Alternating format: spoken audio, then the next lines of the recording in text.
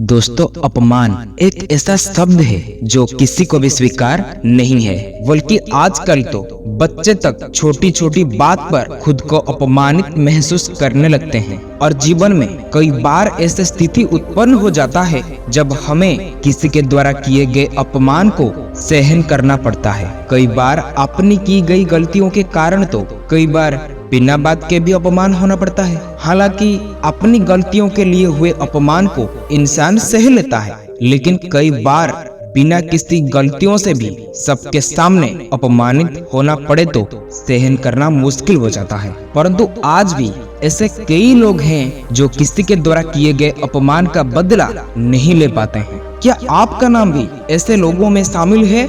अगर हाँ तो घबराइए मत, क्योंकि आज हम इस वीडियो में आपके लिए लाए हैं आचार्य चाणक्य जी के द्वारा बताए गए ऐसे कुछ चमत्कार नीतियों के बारे में, जिसमें इन्होंने बताए हैं कि अपने अपमान का जवाब लेने का सबसे बेस्ट तरीका क्या होता है। और मैं 100% गारंटी के साथ ये बोल सकता हूँ, अगर आप इस वीडियो को अंत तक देख लेते हैं तो आपको आपकी सारी सवाल का जवाब इस वीडियो में जरूर मिलेगी। तो चलिए दोस्तों, बिना देरी के जानते हैं आचार्य चाणक्य जी के अनुसार क्या है अपमान का बदला लेने का सबसे सरल और प्रभावकारी तरीका। नंबर 1, जब कोई आपको अपमानित करे तो उसे उसकी भाषा में जवाब नहीं देना चाहिए। दोस्तों, अगर हमें कहीं पे बेवजह अपमानित होना पड़ रहा है तो ऐसे में कई लोग तुरंत ही अपने हुए अपमान का उसी भाषा में जवाब देना शुरू कर देते हैं और कई लोग चुप होकर बर्दाश्त कर जाते हैं। हालांकि कई लोग ऐसे भी होते हैं जिन्हें समझ में नहीं आता कि इस परिस्थिति में क्या किया जाए, लेकिन आचार्य चाणक्य जी ने अपने नीति शास्त्रों में बताए हैं कि अगर हमें कोई अपमानित करे तो हमें 4 चीज करना चाहिए। पहला, चुप रहना चाहिए। दूसरा, हमला मत करना चाहिए। तीसरा, उन्हें कारण पूछना चाहिए। और चौथा, उन्हें निवारण भी पूछना चाहिए।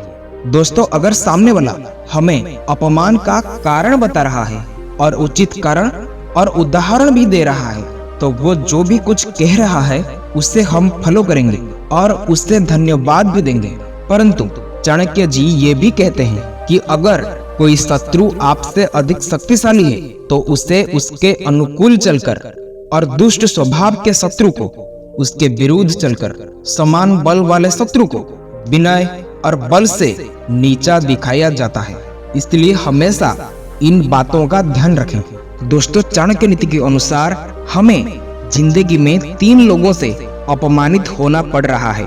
उनके नीति के अनुसार इन 3 लोगों को हम कैसे उनके औकात दिखा सकते हैं उसे गहराई से समझेंगे। इन 3 लोग हैं, नंबर 1, आपसे बड़े। नंबर 2, आपके बराबर वाले व्यक्ति। और नंबर 3, आपसे छोटे। पहले बात करेंगे जो आपसे बड़े हैं। दोस्तों, ये लोगों का बात ऐसे होता है जो कभी कभी हमें अपमानित महसूस करवाता है। दोस्तों, अगर कोई आपसे बड़े आपको अपमानित कर रहे हैं तो उनमें जिन लोगों का नाम आता है वो आपका पिता भी हो सकते हैं, आपके गुरु हो सकते हैं, आपके बॉस, यहाँ तक कि आपसे ज्यादा सक्सेसफुल लोग भी हो सकते हैं। दोस्तों, ये लोगों का बात ऐसा होता है जो कभी कभी हमें अपमानित महसूस करवाता है, लेकिन ये बात को हमें गहराई से समझने के लिए कभी कभी 8 से 10 साल भी लग जाता है और बाद में समझ में आता है कि वो बात सही था।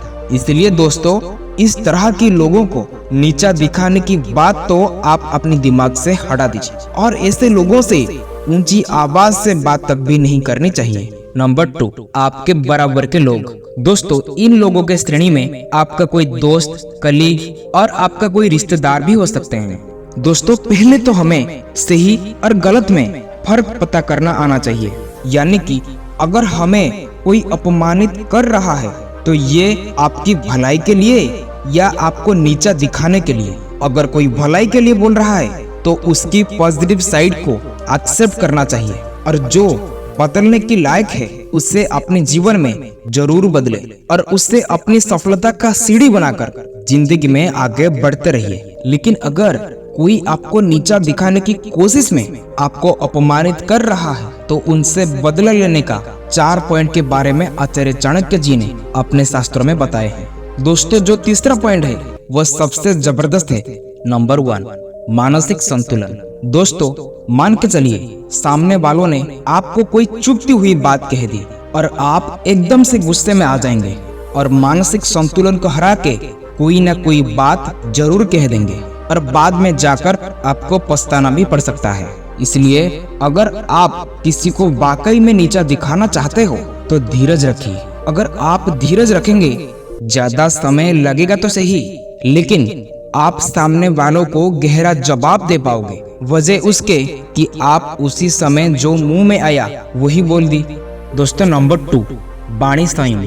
दोस्तों इसमें सामने वालों को नीचा दिखाते समय आप उसके परिवार के बारे में कुछ अपशब्दजनक बात या माँ और बहन के बारे में कुछ आपत्तिजनक बात या गालियां नहीं देना चाहिए। नंबर 3, उपलम्ब। दोस्तों इसमें भी 2 पॉइंट आते हैं। पहला, ऊंचा दिखाकर नीचा दिखाना और दूसरा, नीचा दिखाकर ऊंचा दिखाना। दोस्तों पहले हम जानेंगे ऊंचा दिखाकर नीचा दिखाने की तरीका। चलिए दोस्तों एक उदाहरण के माध्यम से समझते हैं। मानो कि आपका कोई दोस्त आपको नीचा दिखाने के लिए ये बोल रहा है कि तू पढ़ाई में मेरे से बहुत पीछे है, तू ये खाने से तेरा बुद्धि बढ़ जाएगी और वो करने से तू क्लास में टॉप करने लगेगा। अगर ये सब करने से भी तेरा पढ़ाई अच्छा नहीं होता, तू एक काम करना, अपना पढ़ाई छोड़ देना।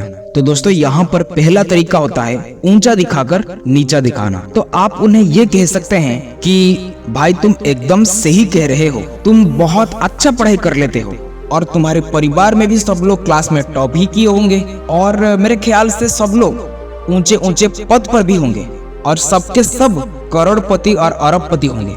इसलिए तुम और तुम्हारे परिवार के लोगों को जिंदगी में आगे बढ़ने के लिए किसी काबिलियत और मेहनत की तो जरूरत नहीं पड़ती होगी। जहाँ भी तुम लोग जाते होंगे वहाँ पहले तो आपसे लोग ऑटोग्राफ लेते होंगे और उसके बाद आपको अपने सिर आंखों पर बिठा लिया करते होंगे।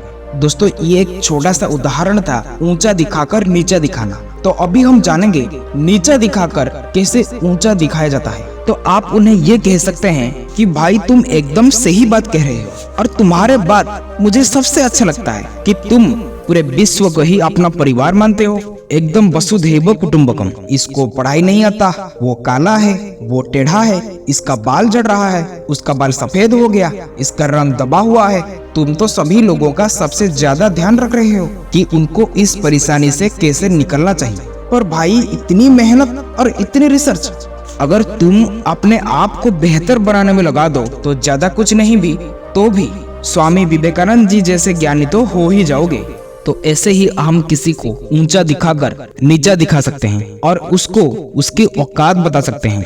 अब आता है नंबर 4, प्रतिनिवारण। दोस्तों यहाँ पर सामने वालों ने नीचा दिखाते हुए जो निवारण दिया हुआ है उसको काट दिया जाता है। यानी कि अगर ऐसा करने से वाकई में वैसा होता है तो तुमने खुद ऐसा क्यों नहीं कर दिया।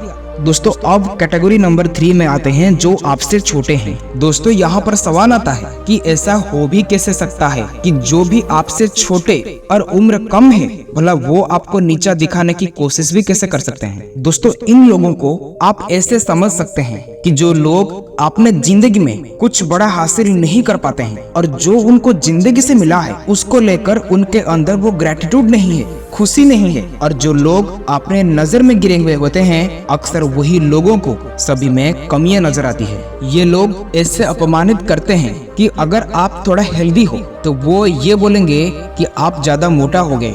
अगर आप 6 महीने में भी फिट होके उनके सामने आ जाओगे वो लोग फिर भी आपसे कुछ कमियां निकाल देंगे।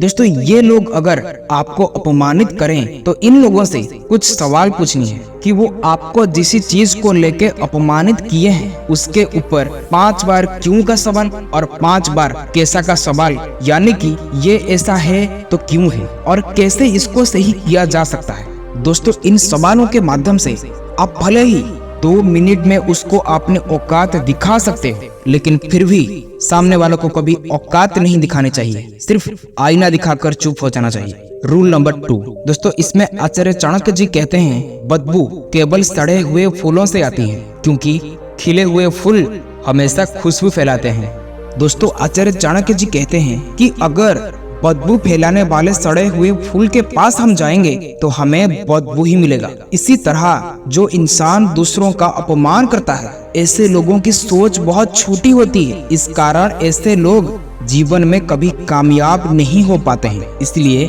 जिन लोगों को दूसरों की अपमान करने में अच्छा लगता है, उन लोगों से दूरी बनाए रखने में ही आपकी भलाई। दोस्तों, आज के लिए इतना ही। अगर इस वीडियो में आपको कुछ सीखने के लिए मिला होगा तो चैनल को शेयर, सब्सक्राइब, लाइक जरूर करें। फिर मिलेंगे अगली वीडियो में कुछ नया सीख के साथ। तब तक के लिए आप खुश रहे, सबको खुश रखें। जय भारत।